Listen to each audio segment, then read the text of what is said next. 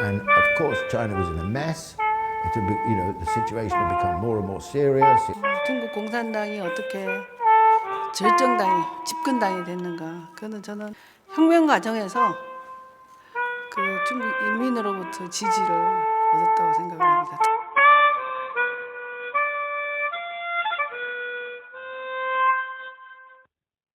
One would be that in order to develop the country, it was necessary to get rid of landlordism. It was necessary to protect the borders of the country from foreign aggression. And it was necessary to develop industry. But there's a more fundamental reason. It's a question of national survival. And of course, China was in a mess. It had, the situation had become more and more serious. It was becoming increasingly fragmented. It was invaded by, Europeans, Japanese, and so on. So you have this period of chaos, really, in China, broadly speaking, in the leading, all the way through the 20s, 30s, and leading up to and the war. And it was only really in 1949, with the victory of Mao and the Chinese Communist Party, that China became, first of all, reunified. Secondly, expelled the foreign forces. And thirdly, reconstituted the state at the heart of Chinese society and Chinese politics. 중국 공산당이 어떻게 절정당이, 집권당이 됐는가? 그거는 저는 혁명 과정에서 그 중국 인민으로부터 지지를 얻었다고 생각을 합니다. 특히 중일 전쟁 과정에서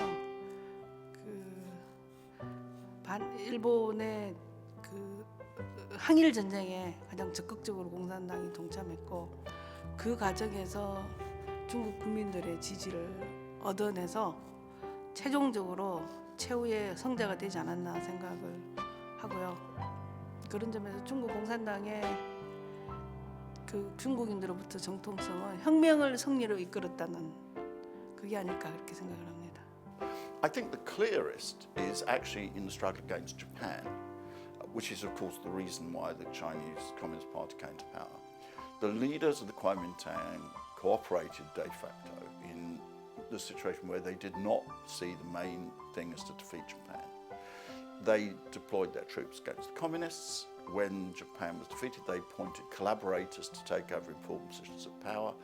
The leadership was entirely corrupt and in relations with the Kuomintang, and that was why it was thrown out.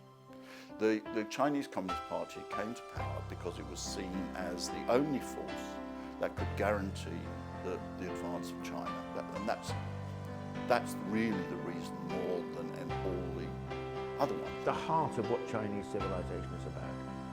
Unity is an absolute sort of cornerstone of China over a very long historic, hundreds and hundreds and hundreds of years. Likewise, the sense that China, can't accept being occupied by foreign powers is very important to China. So it was like the building blocks.